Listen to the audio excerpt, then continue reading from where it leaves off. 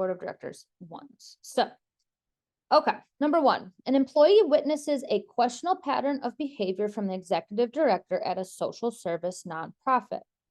The social worker believes the director has acted unethically and has engaged in problematic behavior. The employee is concerned that the behavior may be fraudulent. The behavior is not yet known to the board of directors. What should the employee do first? We just talked about this, right? What do you do when you have an issue with someone higher up? A, discuss the matter with the director and then notify the chairman of the board. Discuss the matter with the director and then notify the police. Discuss the matter with colleagues and form a task group to investigate. Or D, obtain legal counsel and then present your findings. What are you choosing and why? We believe, that's a big thing, right? Like we think that it's unethical and it could be fraudulent, but it does not say here like we know for certain it is. Maybe fraudulent. And the board of directors doesn't know about this yet. What do we do and why? And this is a first question. So where do you start? You got to start someplace.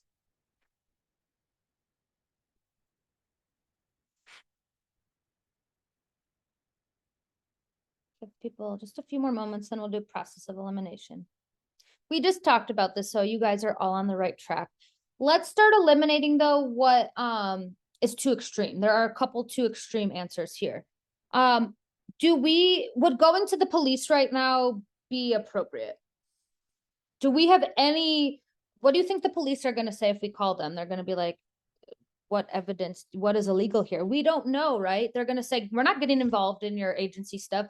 This is too extreme. So B is out. We don't have any evidence here that says we need to notify the police. Like I said, if it's a safety concern, right? If we witness something and we're like, this is, whoa, I need to call the police or someone higher up. We don't have any of that evidence here.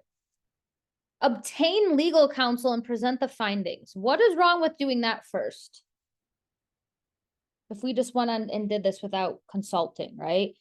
Ooh, this could be kind of tricky, right? It's too extreme. We're not there to really investigate and go into the legal stuff, right? Like we might be told to do that later on, but that's not where we want to start now. What's wrong with C? Discuss the matter with colleagues and form a task group to investigate. How pleased is your agency going to be if you on your own to start like investigating with colleagues and forming a task group? I don't know how long you would have a job for if that was the case. It's similar to reporting to CPS. It's not our job to investigate. That's not our job. And forming a task force without like being told to do this is going to be really sticky and problematic. So the best thing we can do, a lot of you are on the right track here, discuss the matter with the director. So we'd have to go to the person directly. And then we would notify the board so that they're aware as well. Chain of command and try to let the person know. And here we're not jumping to any irrational decisions just yet. We don't have enough information yet, but someone needs to be notified so that we did our due diligence. I will tell you, how many of you have had to report something and nothing happened, but you at least got the peace of mind that you did what you needed, right?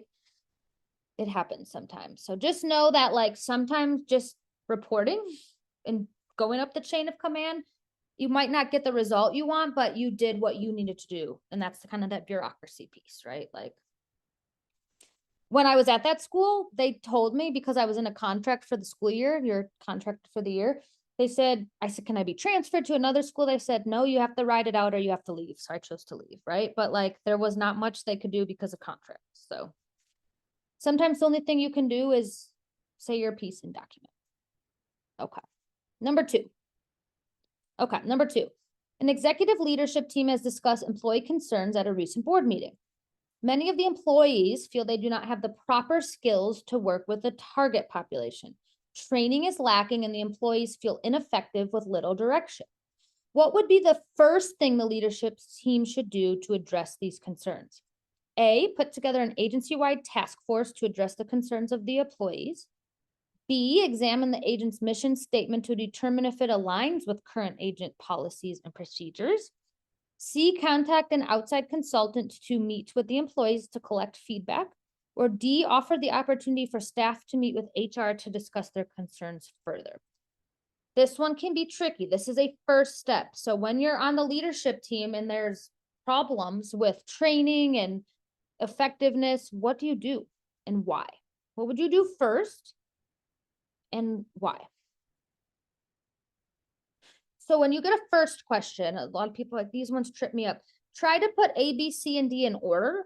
Like, what would you be your number one step? What would you be your number two step? And that often helps people because you might do all of these things at some point, but you got to have that starting point first.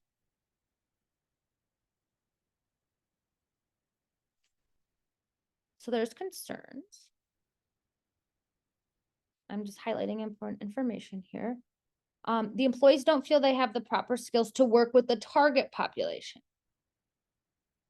They feel ineffective and there's little direction. So they're like, help. What would be the first thing the leadership team should do and why?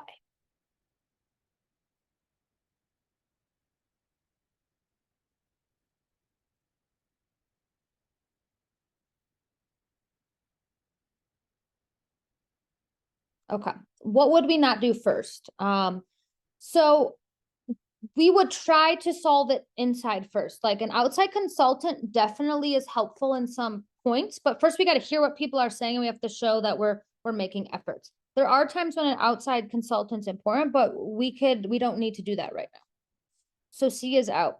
Offer the opportunity for staff to meet with HR to discuss their concerns. That's not a bad step, right? But I'm thinking more policy level here. Like, what's going on with our policies, procedures, our trainings, the way we're operating, that this is making this difficult, right? So D is out. A is not a bad choice. Put together an agency-wide task force to address the concerns. But what do we need to do first? This is great, but we need to know more if there's some sort of misalignment. So A would be the second thing you do. The first thing you would do is examine the agency's mission statement to determine if it aligns with current agency policies and practice. Example, maybe they don't have the proper training or proper skills because the target population changed and the agency mission and policies don't align with that. So there has to be an alignment first of what is our policies, what's our mission, how does this align, and how does this align with our policies and practices? Does that make sense? Agencies change. Like I'm thinking from year to year how demographics changed in places that I've worked. And we actually had to go and change our like mission statement because it did not align with who our target population was and who our clinicians were. So examine the mission statement. Is this aligning what our agencies and policies and procedures? They might need a change, right? Or you're like, oh, guess what? Oops, we forgot to even offer training on this. And maybe that's why people are feeling inadequate, or maybe our hiring decisions are incorrect. And then you could say, hey, let's put together a task force to make some changes here. Do you see how you kind of have to get to the root of it first? You have to examine first and collect information before you can do the other things. Okay, last one. This kind of comes from the no-no list. Which of the following demonstrates an activity that should not be conducted by the board of directors? What was one of those on the no-no list? A, garnering financial support by hosting a silent auction for an agency. B, holding performance reviews of case managers and clinicians. C, engaging in the development of the agency's strategic plan. Or D, advocating for programs that are cost-effective for the agency. I hope everyone gets this right because we know there's one thing that board members should never be getting their hands into. What is that and why?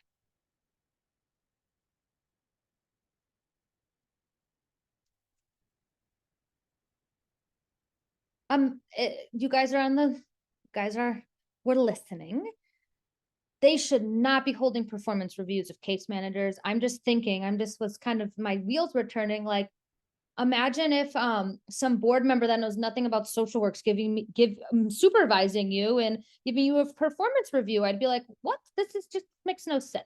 So supervisors should be doing that.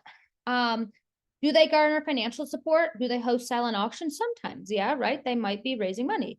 Do they develop the agency's strategic plan? Yes.